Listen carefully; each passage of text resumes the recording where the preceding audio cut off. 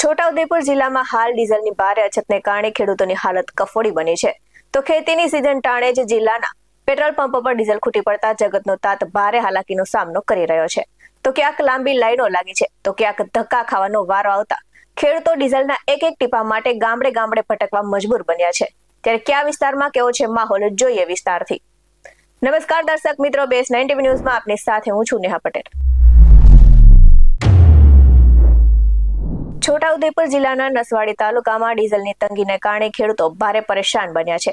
તો ખેતીની સિઝન દરમિયાન ટ્રેક્ટરો માટે પૂરતું ડીઝલ ન મળતા ખેડૂતો ટ્રેક્ટરને ધક્કા મારીને તાલુકા સેવા સદન ખાતે પહોંચ્યા હતા અને ઉગ્ર સૂત્રોચ્ચાર સાથે વિરોધ નોંધાવ્યો હતો. તો ખેડૂતોના જણાવ્યા મુજબ નસવાડી તાલુકાના 210 ગામોમાં ખેતીની કામગીરી પૂરજોશમાં ચાલી રહી છે, પરંતુ પેટ્રોલ પંપ પર પૂરતું ડીઝલ મળતું નથી અને કેટલાક પંપ પર માત્ર 20 થી 25 લીટર ડીઝલ આપવામાં આવતું હોવાથી ખેડૂતોને 30 થી 40 કિલોમીટર દૂર ડીઝલ લેવા જવું પડે છે. ત્યાંથી ખેડૂતોમાં ભારે રોષ ફેલાયો છે અને ખેડૂતોએ નસવાડી મામલતદારને આવેદનપત્ર આપી તાત્કાલિક ડીઝલની સમસ્યા ઉકેલવા માટેની માંગ કરી છે.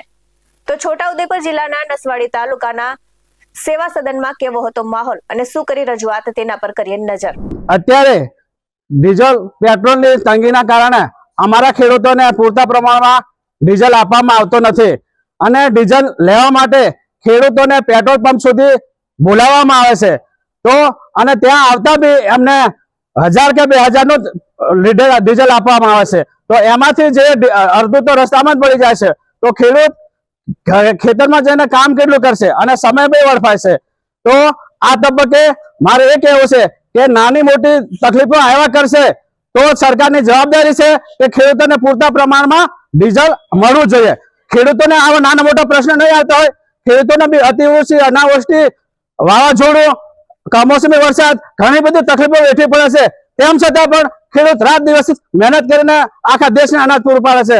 તો આ તબક્કે મારે એ કહેવું છે કે આ સરકારે ખેડૂતોને પૂરતા પ્રમાણમાં ડીઝલ આપવું જોઈએ અને જો આ નહીં આપશે તો અમે ખેડૂતોને ટ્રેક્ટર લઈને રોડ પર અમે ઉતરીશું. એક ગામની અંદર માત્ર 2-5 ટ્રેક્ટર હોય ને આખા ગામની જમીન ખેડવાની હોય અને ત્યારે આ લોકોએ સરકાર દ્વારા એવું કહેવામાં આવે કંપનીના અને એજન્સીઓને, પેટ્રોલ ડીઝલ વિભાગ વાળોને કે ભાઈ વાહન લઈને આવો અને વાહનની અંદર 20 થી 25 લીટર ડીઝલ આપે છે અને ઠેઠ સેવાડાના માણસ 20, 25, 30 કિલોમીટર ત્યાં પેટ્રોલ પંપે આવે તો એ એમની ખેતી કેવી રીતે થશે? અને ટાઈમસર કોઈ પણ પેટ્રોલ પંપ પર ટાઈમસર ડીઝલ આવતું નથી અને મોદી સાહેબની એવી મોટી મોટી વાતો થાય છે કે ભાઈ અમારો દેશ છે ખેતી પ્રધાન દેશ છે, અમે ખેડૂતો માટે અડીખમ ઉભા છે.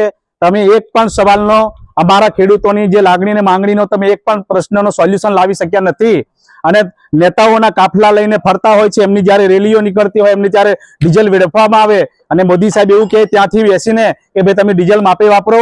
અમારા ખેડૂતો ભાઈ માપે વાપરે છે, કોઈ જગ્યાએ કઈ રખડતા નથી, કોઈ જગ્યાએ ફરતા નથી. એમને જીવન જરૂરિયાતની જયારે વસ્તુની જરૂર પડે ત્યારે જ આ વિસ્તારના આદિવાસીઓ હંમેશના માટે સરકાર પાસે માંગણી મૂકતા હોય છે, પણ સરકારી માંગણીઓ સ્વીકારતી નથી. એનું પરિણામ પણ એમને હમણાં જોવા મળ્યું છે. આવનાર સમયની અંદર પણ આનું પરિણામ બહુ ગંભીરતાથી અમને આ પ્રશ્નને લઈને નહીં લે તો આવનાર સમયમાં ગંભીરતાપૂર્વક આદિવાસી સમાજની અંદર આવા બધા પ્રશ્નોને લઈને તમારી સામે ઉતરી છે અને ઉગ્ર આંદોલન પણ કરશે. સરકારી અધિકારીની ગાડીઓમાં જેટલું મળે એટલું ભરી આપવામાં આવે છે.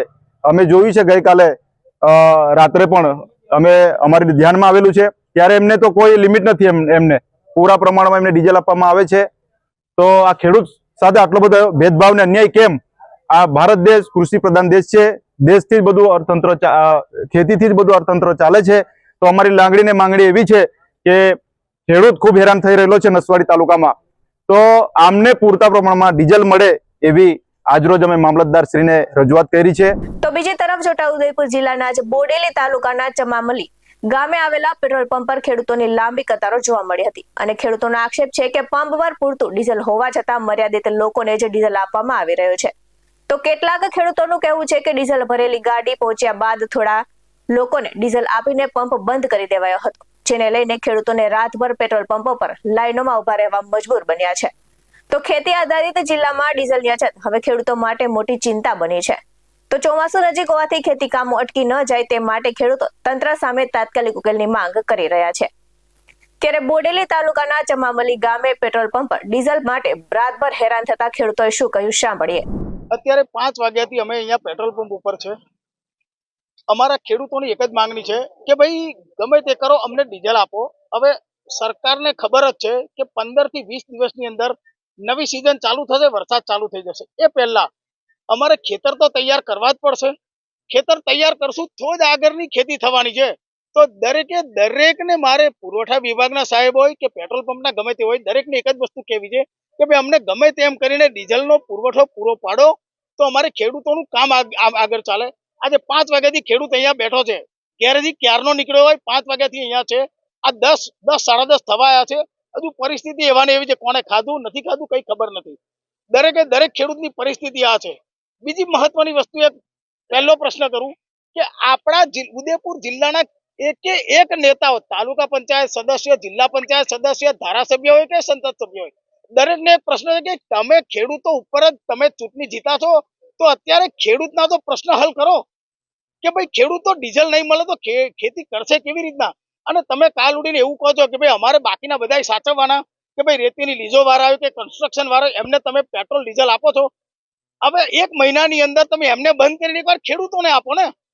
અરે ખેડૂત તમને મહિનો કામગીરી કરશે તો જ નવી ખેતી થશે. હવે ખેતીની અંદર નવી જૂની વેનો ઉભેલી છે કે દિવેલા ઉભેલા છે, તુવેર ઉભેલી છે, એ ખેતર સાફ નહીં કરતો ખેડૂત ખેતી કરશે કેવી રીતના? અમારો એક જ પ્રશ્ન છે કે ભાઈ ગમે તેમ કરીને અમને ખેડૂતોને ડીઝલ પૂરું પાડો. મારું નામ પારુલભાઈ પટેલ, ગામ કાશીપુરા. અત્યારે પેટ્રોલ પંપ ઉપર 5 વાગ્યાના ઉભે છે. મારી સાથે 150 થી 200 ખેડૂત છે. ટ્રેક્ટરો અને પોતાના કેન લઈને, કારબા લઈને જ આવેલા છે. કલાક આપીને બંધ થઈ ગયું, બરાબર ને? તો 10 દિવસ ઉપર છોટાઉદેપુર જિલ્લા આના પુરવઠાના અધિકારીનો એક મેસેજ હતો, લાઈવ જ હતો, અને એમને એવું કીધું હતું કે અમે જે આના અધિકારીઓ છે એમની સાથે લાઈવ રહીએ છીએ. તો અધિકારી સાહેબને મારે એક જ પ્રશ્ન છે કે અમે આટલા બધા ખેડૂતો હેરાન થઈએ છીએ. આજે અઠવાડિયે પેટ્રોલ ડીઝલ આવ્યું, બીજા બધા જિલ્લાઓમાં પુરવઠો રેગ્યુલર મળે છે, તો અહીંયા કેમ તકલીફ થાય? આજે ખેડૂતો હેરાન થઈ ગયા, બરાબર ને? ખેતીમાં અમારે ફક્ત સાહેબ આ 20 થી 25 દિવસની જરૂર છે ડીઝલ, પછી કઈ બહુ વાંધો નથી. તો તમે થોડું ધ્યાન આલો કે ખેડૂતને રેગ્યુલર મળે, બરાબર ને? હમણાંની પરિસ્થિતિ એવી છે, પેલા ભાઈએ કીધું એવું કે લોકો ટ્રેક્ટરમાં હતું ને કે તૈયાર પુરાઈ લેશું, હવે ટ્રેક્ટર એના પડી રહેશે, ઘરે બી જાય ને એવી પોઝિશન છે. એટલી ખરાબ પરિસ્થિતિ છે અને ખેતરો એમને ઊભો છે, બરાબર ને? ડીઝલ વગર તો ટ્રેક્ટરો કઈથી ચાલવાના? 20 દિવસ છે. સરકારને એટલું જ કહેવાનું, બરાબર ને, કે આખી દુનિયાનો લોડ છોટાઉદેપુર જિલ્લામાં આવે છે, બીજે બધે છૂટતી મળે છે. મારા મિત્ર મહેસાણા છે, ગાંધીનગર છે, ડભોઈ છે, કરજણ છે, એ લોકો મને એવું કે અમારા છૂટથી મળે છે. તો મેં તો ઉદયપુરની નેતાગીરી પોંગડી કરું છું. બહુ મોટા નેતા બનો છો ને તો આટલું તો સાચવો કે ખેડૂતને ડીઝલ તો મળે, બરાબર ને? મોટી મોટી વાતો કરવાથી કઈ નહીં થતું ભાઈ. મારે આટલું જ કેવું છે, ધ્યાન આપો ભાઈ, બરાબર ને?